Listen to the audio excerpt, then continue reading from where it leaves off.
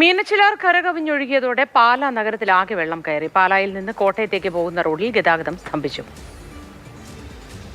ഈ കനത്ത മഴയിൽ പാലാ നഗരത്തിൽ പരക്കെ വെള്ളം കയറിയിരിക്കുകയാണ്. കുരിശുപള്ളി കവലയിലാണ് നിൽക്കുന്നത്. ഇവിടെ നിന്ന് ഈരാറ്റുപേട്ടയ്ക്കും അതിനൊപ്പം തന്നെ കോട്ടയത്തേക്കും പോകുന്ന റോഡുകൾ പൂർണ്ണമായും മുങ്ങിയിരിക്കുകയാണ്. ഇതോടുകൂടി ഗതാഗതം പൂർണ്ണമായി സ്തംഭിച്ചു എന്ന് തന്നെ പറയേണ്ട അവസ്ഥയാണ്.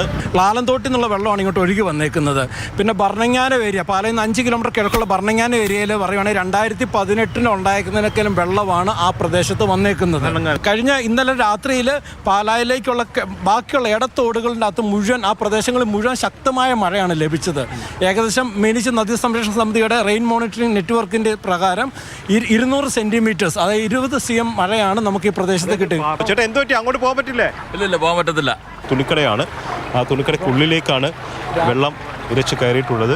രാവിലെ ഉരുള് പൊട്ടിയതിൻ്റെ ഭാഗമായിട്ട് വെള്ളം കയറി വന്ന എത്രത്തോളം വെള്ളം കൂടുതലും മീനച്ചിലാറ്റിൽ നിന്ന് തള്ളി കയറി വന്ന വെള്ളത്തിന്റെ ഭാഗമായിട്ട് വന്ന. ചേട്ടാ ഇതെന്താ മാറ്റുവാണോ? വെള്ളം വന്നുകൊണ്ടിരിക്കുക, അതുകൊണ്ട് സാധനമെല്ലാം മാറ്റുക.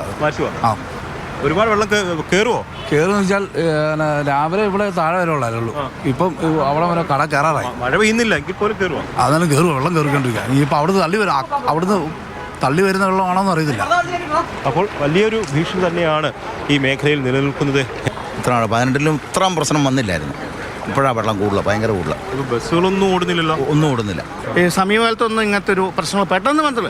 ഉരുള് പൊട്ടിയതാണെന്ന് പറയുന്നു, നമുക്കറിയില്ല. പക്ഷേ എന്ന് വെച്ചാൽ ഒരുപാട് വ്യാപാരികൾക്ക് ഒരുപാട് നാശനഷ്ടങ്ങൾ. ആ സ്റ്റാൻഡിനകത്ത് തന്നെ ഒരുപാട് ആൾക്കാർക്ക് വരാൻ പറ്റാതെ പോയിട്ടുള്ള ആൾക്കാരുണ്ട്. സ്റ്റാൻഡാണല്ലേ ഇത്? ബസ് സ്റ്റാൻഡാണ്. ബസ് സ്റ്റാൻഡിനകത്ത് തന്നെ ഒരുപാട് വ്യാപാരികൾക്ക് ഒരുപാട് നാശനഷ്ടങ്ങൾ ഉണ്ടായിട്ടുണ്ട്. എനിക്ക് തന്നെയാണെങ്കിലും പെട്ടെന്ന് കുറച്ച് വെള്ളം കയറി എങ്കിലും ഞാൻ കുറച്ച് മാറ്റി, എന്നാലും ഒരുപാട് വ്യാപാരികൾക്ക് ഇവിടെ നാശനഷ്ടം ഉണ്ടായിട്ടുണ്ട്. പക്ഷേ പാലാ കണ്ടിരിക്കുന്ന 2-3 കൊല്ലമായിട്ട് കണ്ടിരിക്കുന്നതിൽ ആദ്യത്തെ ഒരു അനുഭവമാണ്. നേരത്തെ ഒരുപാട് ഉണ്ടായിട്ടുണ്ട്, പക്ഷേ 2-3 കൊല്ലമായിട്ടൊരു പ്രശ്നങ്ങളില്ലായിരുന്നു. കാണുന്നത് Pala municipal bus stand Pala എന്ന് എഴുതിയിട്ടുണ്ട്.